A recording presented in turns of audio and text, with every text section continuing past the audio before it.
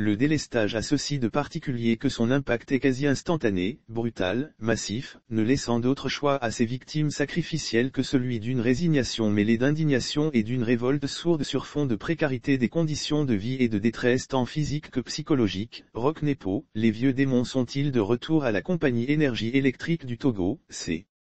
La crise cyclique au plan énergétique a repris droit de cité et on assiste depuis un temps à des coupures intempestives et répétées de courant.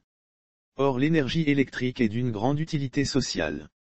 Elle est devenue un produit de première nécessité par excellence au même titre que l'eau potable.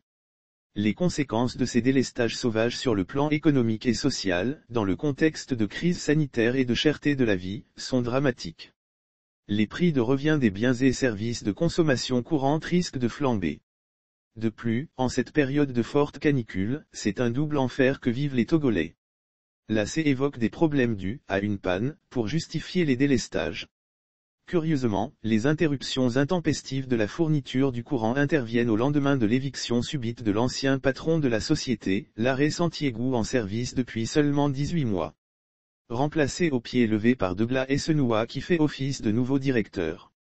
Y aurait-il une relation de cause à effet entre la reprise des délestages et la déchéance de l'ancien directeur?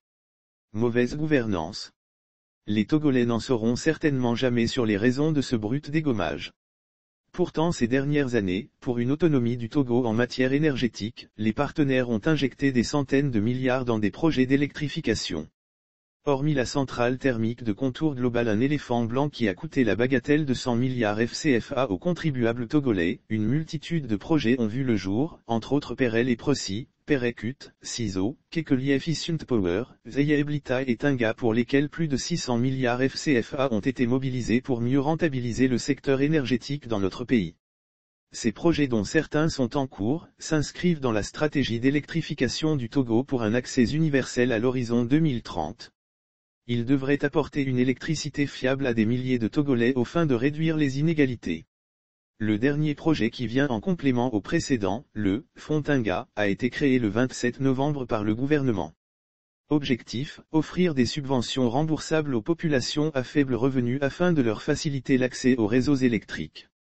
Le mécanisme, avait-on dit, devrait permettre de couvrir les frais de branchement au réseau national de distribution de l'énergie électrique basse tension ou à un mini-réseau basse tension, les coûts de réalisation des travaux d'installations électriques intérieures basse tension ainsi que l'acquisition des équipements électriques nécessaires et des kits solaires. Dans certains milieux, la création du Fonds Tinga suscite des interrogations.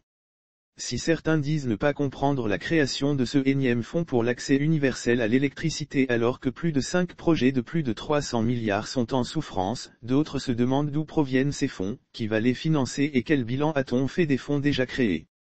Des doutes raisonnables dans un pays connu pour être une mare de corruption.